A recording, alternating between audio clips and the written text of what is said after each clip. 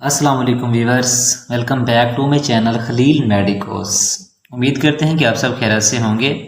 Viewers, आज की हमारी वीडियो है सिका ट्रेन पाउडर्स के बारे में। वीवर्स, सिका ट्रेन पाउडर्स का इस्तेमाल भी पाकिस्तान में बहुत ज़्यादा करवाया जाता है। अक्सर ये शॉर्ट रहता है, लेकिन आजकल ये अवेलेबल है। तो आज की इसकी वीडियो में हम जानेंगे इसके बारे में कि इसके इस्तेमालात क्या क्या हैं और इसके फ़वाइद क्या हैं और किन मसाइल में इसका इस्तेमाल किया जाता है, और इसके साइड इफेक्ट यानी कि नुकसान के बारे में भी बात करेंगे और इसकी डोज के बारे में भी बात करेंगे कि कैसे इसको इस्तेमाल करना है या कैसे इसको लगाना है। ये सारी डिटेल मैं आपको इस वीडियो में बताऊंगा। आपने वीडियो को स्किप नहीं करना, वीडियो को फुल वॉच करना है ताकि कोई भी आपका इंपॉर्टेंट पॉइंट मिस ना हो।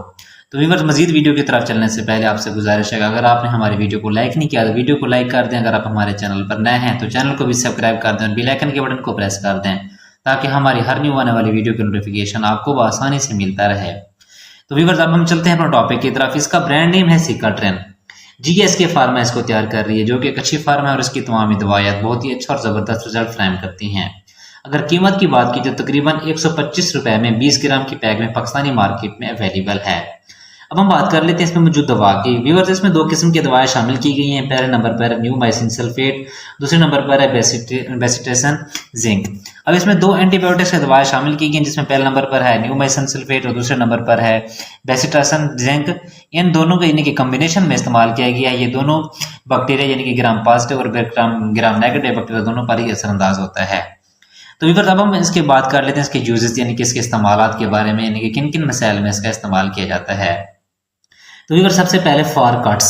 अब फॉर कट्स यानी कि अगर आपको कोई कट लग जाता है, कुछ चीरा वगैरह आ जाता है या फिर कोई चीज़ लग जाती है तो आपको यानी कि कट्स वगैरह आ जाता है, तो इस कट्स को जल्दी ठीक होने और मजीद इन्फेक्शन से बचाने के लिए इसका इस्तेमाल करवाया जाता है। इसके अलावा आ जाता है जी माइनर बर्न्स। और माइनर बर्न्स के मुराद यानी कि अगर आपकी स्किन जल जाती है, जलने की वजह से कोई छोटा मोटा आपको जख्म बन जाता है, तो उस मुतासरा हिस्से को जल्दी ठीक होने और मजीद इन्फेक्शन से बचाने के लिए इसका इस्तेमाल करवाया जाता है। ये याद रखें कि अगर आप छोटी मोटी यानी कि अगर आप जलते हैं तो उसमें इस्तेमाल करते हैं। अगर आप यानी कि कोई ज़्यादा आपका जिस्म झलस गया है, कोई जल गया है, तो उसमें इसका इस्तेमाल नहीं करवाया जाता। छोटे मोटे यानी कि अगर कोई जल जाता है तो उसमें इसका इस्तेमाल करवाया जाता है।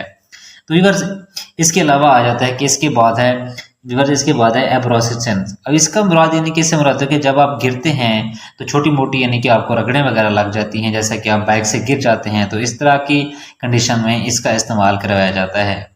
इसके अलावा व्यूअर्स, ये स्किन इन्फेक्शन में भी इस्तेमाल किया जाता है, जैसे कि फोड़े फिंसे वगैरह या फिर रेशे वाले कोई जख्म वगैरह बन जाते हैं।